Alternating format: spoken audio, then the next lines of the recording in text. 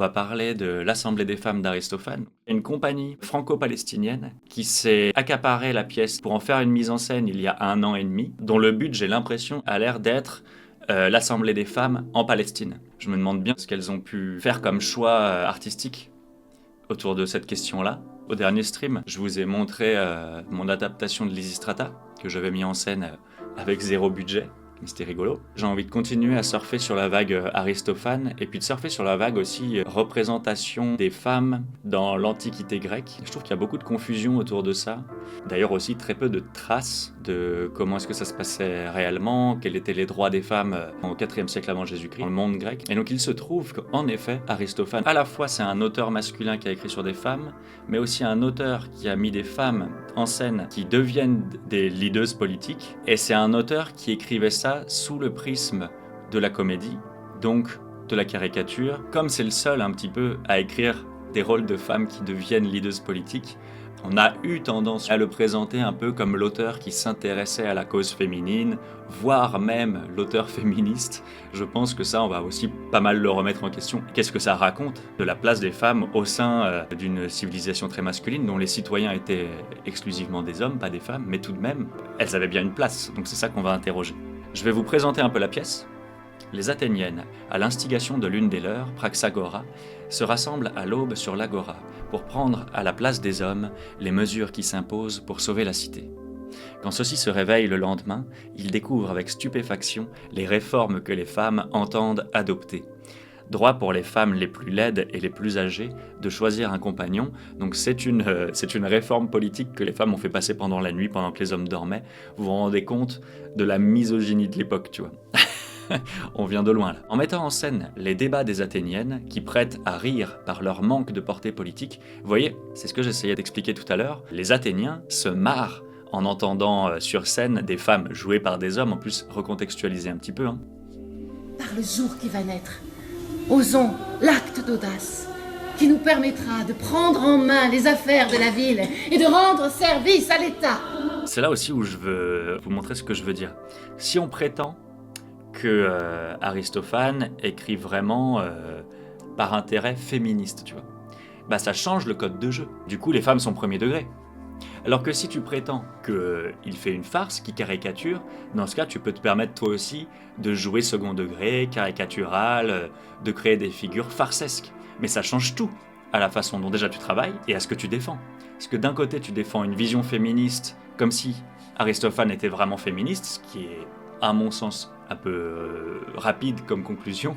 Soit tu le présentes comme une caricature, et alors dans ce cas, t'as de la distance pour analyser la misogynie de l'époque, t'as la distance pour te rendre compte d'à quel point les scènes ne sont pas à prendre au pied de la lettre, mais du coup tu peux rire de ce que eux ils trouvaient absurde et de ce que toi, à ton époque, tu te dirais « Ah bah oui, ça j'accepterais bien et tout ». Vous voyez, c'est une interprétation et un parti pris qui change tout artistiquement aussi. Mais Aristophane est-il réellement moderne ? Ne pourrait-il pas être considéré comme misogyne puisqu'il relaye certains clichés ? Ah. À mon sens, non. D'accord. Aristophane parle directement au nom des femmes. Il sait se mettre à leur place et montrer qu'en dépit de leur rôle très particulier en Grèce antique, elles sont déterminantes pour la bonne santé et l'avenir de la cité. Pour moi, c'est différent. C'est effectivement quelqu'un qui peint des femmes fortes, c'est tout à son honneur. Ça n'efface pas aussi toutes les représentations miso qu'il y a à côté. Très intéressant d'avoir un autre point de vue sur le sujet. En effet, oui, par contre, c'est bien qu'elle me contredise. Bah, de toute façon, mon analyse d'Aristophane, c'est pas du tout celle qui est partagée habituellement. En fait, je pense que tu peux écrire un personnage féminin fort, c'est pas pour autant que l'œuvre est féministe. Ouais, absolument, c'est ça que je veux dire. Bravo pour ta vidéo. On continue notre découverte de l'Assemblée des femmes avec une compagnie qui va nous montrer des extraits et commenter leurs intentions. C'est un texte extrêmement subversif dans la façon dont c'était écrit à l'époque. Donc pour moi, c'était impossible de monter ce texte sans en demander une adaptation, c'est-à-dire de raconter la même chose aujourd'hui.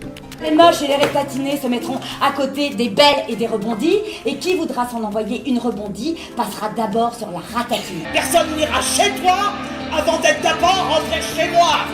Tu vois là, mais je trouve que justement dans ce qu'elles montrent de leur extrait de spectacle, on voit très clairement que la pièce ne se résume pas à les femmes en prenant le pouvoir sauvent le monde et trouvent toutes les solutions pour apaiser les tensions, tu vois.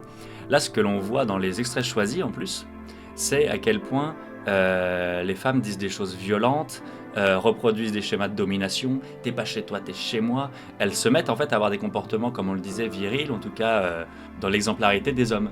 Et donc, encore une fois, quoi, comment bien lire ta pièce, quoi. Faut faire attention. On arrive maintenant sur cette compagnie franco-palestinienne qui a décidé de s'attaquer à l'Assemblée des femmes. Qu'est-ce qu'ils vont raconter ? En 2021, au Théâtre national palestinien de Jérusalem. C'est le Théâtre national palestinien de Jérusalem. Ok, je savais même pas que ça existait. Nous avons créé un spectacle sur la place des femmes dans la société.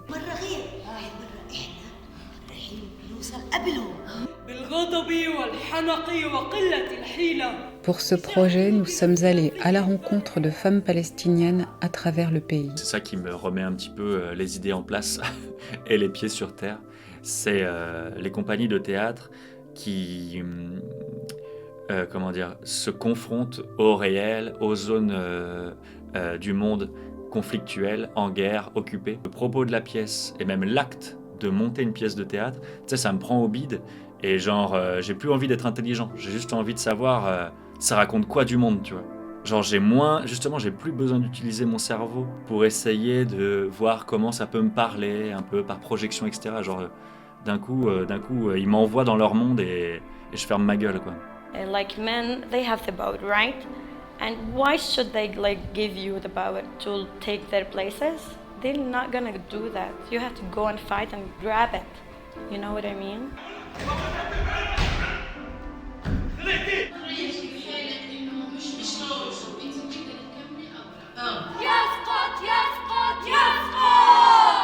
Après des représentations à Jérusalem et Ramallah, le spectacle tourne actuellement en Palestine avant de venir en France. I would like to tell them all that they should be proud of being women and we should be proud of our sex and our gender because we as women matter. Alors la compagnie Major de Nuit, à travers des actes artistiques pluriels, théâtre, cinéma, photographie, écriture, propose une immersion dans l'intériorité des êtres. Spectacles de théâtre, films documentaires, installations photographiques, récits autofictionnels, la compagnie se propose de tisser un langage artistique moderne dans lequel se conjuguent ces différentes disciplines. La création de ces formes complexes respectera un vœu de pauvreté dans les moyens de création, n'excluant pas une très haute technologie, mais où le travail de l'artiste est la dépense principale. La création d'espaces éphémères pour la représentation est aussi un des enjeux de la compagnie, afin de proposer des événements artistiques hors cadre. Il y a un film. On ne devrait pas dire que les hommes ont le droit de faire ce qu'ils veulent et pas les femmes. Mais c'est-à-dire que pour eux, c'est une réalité, quoi. En fait, c'est ça qu'elle dit. L'égalité est une question de droit, ce n'est pas une chose créée par Dieu. Oh, l'égalité, c'est pas une chose créée par Dieu, c'est une chose qu'on doit gagner, quoi. Ça, c'est fort de dire ça, je trouve. Parfois, les femmes ont peur de dire non, par respect pour la personne en face d'eux. Ici, nous avons brisé le mur du silence et décidé de dire non. Non à la violence. Non au mariage précoce. Non à l'oppression. Non au cantonnement des femmes aux tâches ménagères. Les femmes doivent pouvoir sortir pour vivre et avoir un horizon. On dit en arabe, c'est une société pour l'homme. Ce n'est pas pour les femmes. Parce que pour l'arabe, c'est l'homme, c'est le plus important. Tout est possible que l'on soit un homme ou une femme. Bien sûr, c'est difficile, mais ce n'est pas parce que c'est dur que je dois rester à la maison.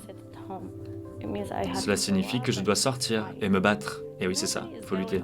Personne ne va te donner le pouvoir, tu dois le conquérir. Surtout ici, les hommes ont le pouvoir. Alors pourquoi te donnerait-il le pouvoir? Pour que tu prennes leur place? Ils ne vont pas faire ça. Tu dois aller te battre et le prendre. Parole de femmes palestiniennes, un film de Roxane Borgna et Laurent Rojol. En plus, vraiment, pour moi, c'est l'intérêt du théâtre, quoi. Là où le théâtre s'arrête pas à lui-même, mais justement, il se prend dans toute son extension, tu vois. Genre, ça s'arrête pas juste à Aristophane qui a écrit ça il y a 2500 ans et au débat de est-ce que c'était un féministe ou pas. Vraiment, tout le monde s'en fout. Par contre, savoir ce que ça peut déclencher comme réflexion, comment ça peut fédérer autour d'un texte, une bande de femmes en Palestine, mais genre trop passionnant, quoi, pardon. Je crois que c'est un peu comme ça que je vois les choses, c'est-à-dire, en fait, en regardant cet extrait de vidéo, là, des femmes qui se sont assemblées suite au travail de la pièce L'Assemblée des femmes, tu montres à quel point le tissu social s'est fabriqué par une réflexion sur un sujet, par l'intelligence, par la tentative d'élaboration d'une pensée en commun. En fait, d'un coup, ça donne de la force, ça donne des outils pour lutter, et la quête finalement qui commence à se constituer, c'est celle de gagner de la liberté et de combattre pour des droits.